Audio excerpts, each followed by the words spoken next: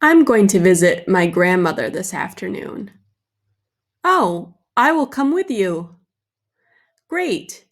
I'm going to ask my brother if he will come too. I'll see you then.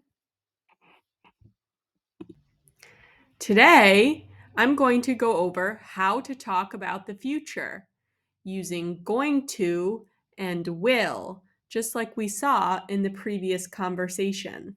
Let's talk about why we use these words and how we use them. We use going to talk about something that's already been planned. I am going to go to college in Canada. We can use it to talk about something that's already fixed. It is going to be Saturday in 2 days. We can also use it to talk about future predictions. It's going to be another cold winter this year. To use going to, we use the subject. We use am, is, or are, depending on our subject. Then we use going to, no matter what our subject is. And then we use a base form of a verb. So here we have an example. She is going to buy a new bike.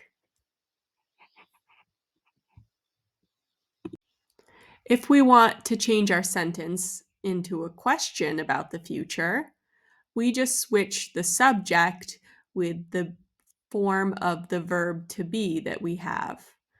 For example, are you going to go to the circus this weekend?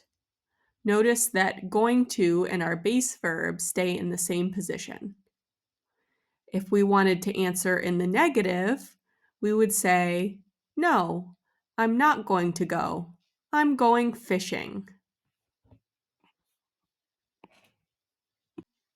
If we want to use the word will to talk about the future, we use it for something that's just been decided, not something that was planned. Like, school was canceled, so I will go play baseball. If we want to use the short form of will, we just use I'll instead of I will.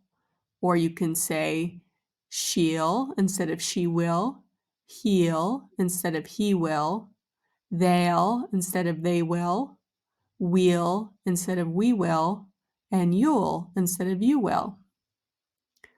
We can also use will to talk about offering or agreeing to do something, like, I'll help you carry those boxes. And we can also use it to talk about future predictions. He will get hungry later. He didn't eat lunch. To use will, it's pretty easy. We use the subject, then we use will, no matter what our subject is, and then we use a base verb, like the cup will fall if you put it there. This is an example of a sentence that's making a prediction about the future. If we want to use the negative of will, we can say will not, or we can use the short form of will not, which is won't.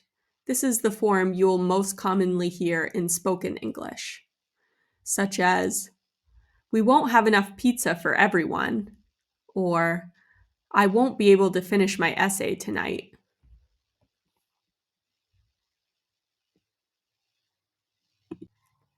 As always, thanks for watching, and I'll see you next time. Shukran. Bye.